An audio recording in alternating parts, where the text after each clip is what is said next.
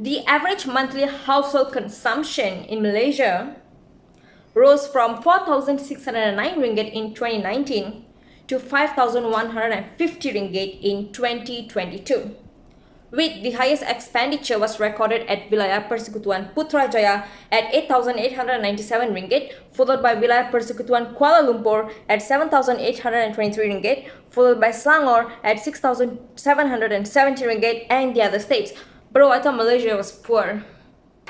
So this statistics was actually released by the Department of Statistics Malaysia, and I actually will put the link down in the description box for your perusal. Now let's get into the video, shall we? Hi guys, welcome back to my channel. I am Bertha and I am so happy that you guys are going to watch this video because it is going to be very useful for you all as a student. And I know the pain of being a student with no money, being broke and being so stressed about how other people are living their lives, but here you are just studying and thinking about how you're going to have enough money by the time you graduate.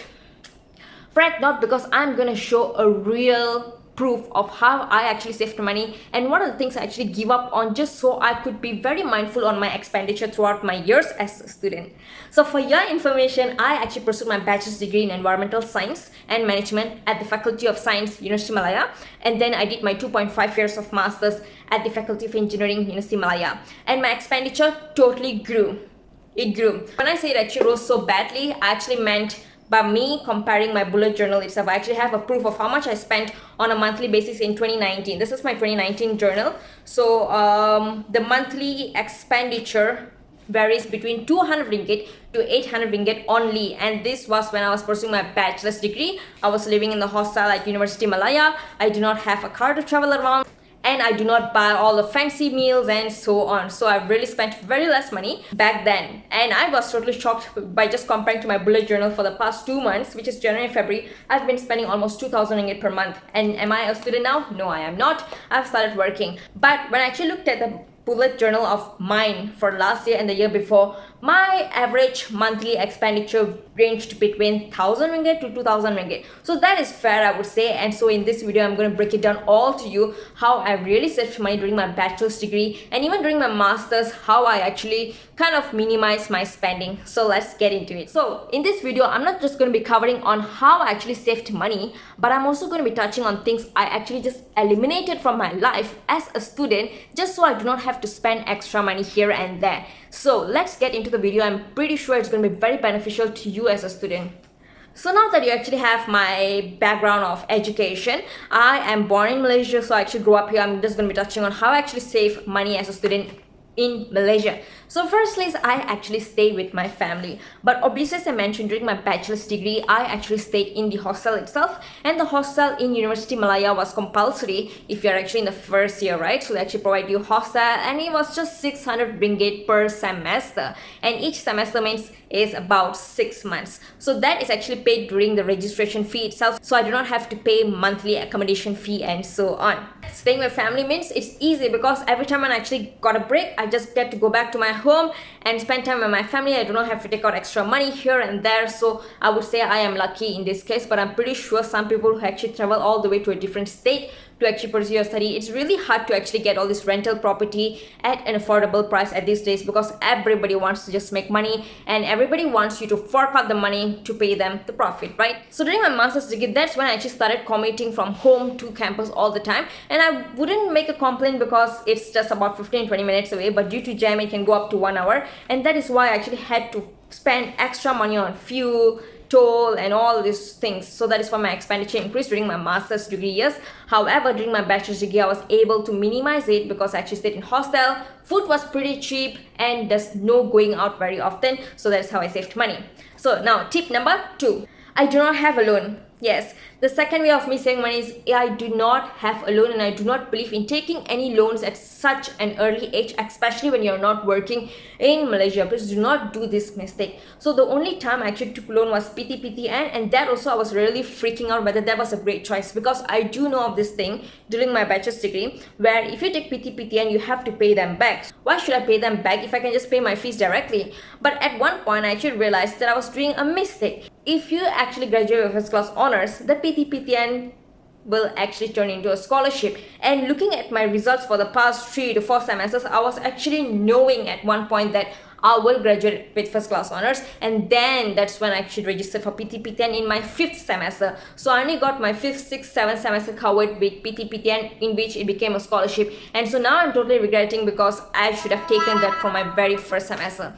That is why you gotta believe yourself. And apart from PT I never had any loan during my bachelor's degree, and I do not believe in all these new things that actually came about, Shopee Pay, Atome, and all these things where you have to pay installment for a good that you're actually buying. I mean, if you really have a proper financial planning, is fine, but I just do not want to get into all this trap. Even sometimes when I get into Shopee to buy something, there'll be vouchers saying you'll get 10 ringgit discount if you have Shopee Pay later or something, in which until today I do not want to get into such trap, because I feel like it will just make you buy more things. It will just encourage you to like get more loans in a way. So that's why I do not get into any loans being a student. So that is a great tip for you to actually follow to save money. And then what about during my master's degree? Do I have any loan?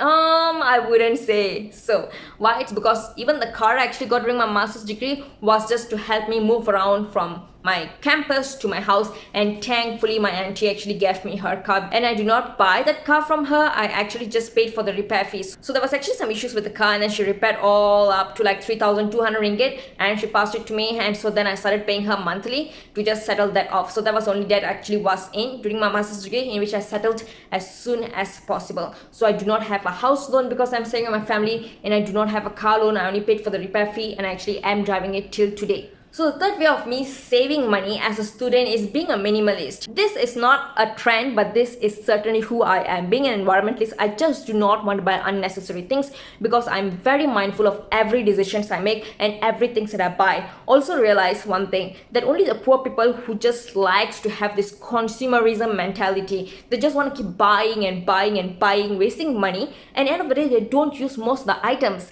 These items go to landfill, it causes land degradation, pollution, and what happens to you? You're just wasting your money. You're just staying at that very level. You're not growing up financially. So that is why I only buy things that I truly need instead of want. So when a dress is beautiful, back then when I started working after my Form 5, I was so into dresses. I would just go into Mango, Zara, H&M and get dresses, at 80 ringgit one, 100 ringgit one, because I was doing a part-time job being a waitress at Chili's. And back then, getting even 800 ringgit per month, I was like, wow, I'm so rich and I just want to get dresses and so on. I never had savings.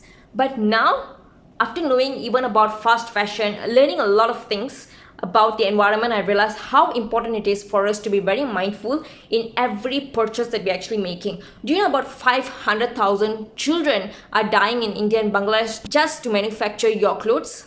You have to go and read that up, because there is a lot of forced labor involved along every food supply or product supply in the world. Everything may seem beautifully displayed in malls and so on, but the backstory, it's very dark, guys. So go and read that up and you will realize that being a minimalist is really saving you up a lot of money. You are being very ethical, you are being very conscious, you're not supporting all these immoral activities at the end of the day. And so now the fourth tip of how I actually get to save money was, I just saw a big shift when I actually became vegetarian. So now it's 8 years now of me cutting off meat completely. What I realized is back then when I was eating a lot of meat and stuff like that, food was really expensive. The moment you just put a chicken, it will go up to 10 ringgit. A plate with just chicken and a small portion of vegetable, 10 ringgit plus at a cafe. But after being a vegetarian, all I got was like vegetables, tofu, tempeh, and it's more balanced. I have more variety and it'll be less than 10 ringgit. How great is that? So I totally saved money being a vegetarian, and now I totally love this lifestyle, and I'm very happy that I'm actually able to not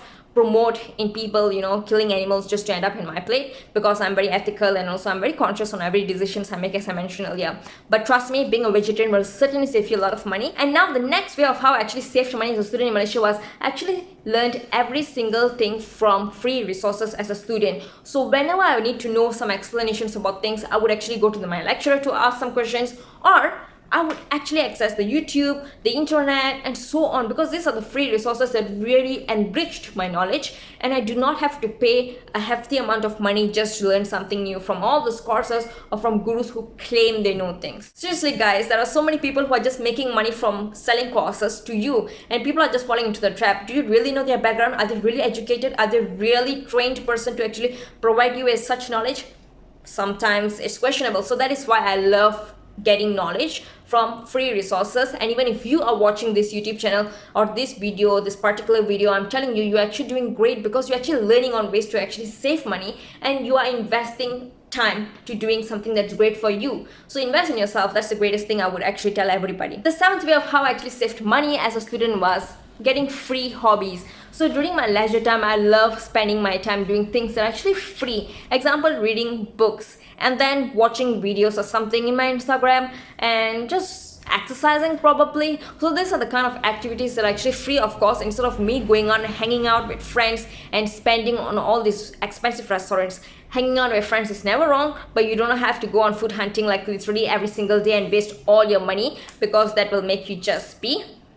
And I have to say indirectly that one of the other ways how I actually get to save money was having a small group of quality friends. I realized that people who have large group of friends, they tend to spend more money and more time outside instead of yourself. So it's better to just focus on yourself. Thank you so much for watching this video. I really hope that you guys will actually like, comment, and also subscribe to my channel just so you'll be notified of future videos. Also, please write down any comments or any suggestions or any questions just so I could actually come up with a new video to actually post about it. And also remember to subscribe to my channel because your support is truly meaningful to me to grow. Thank you so much, and I really hope that you guys have a wonderful day ahead.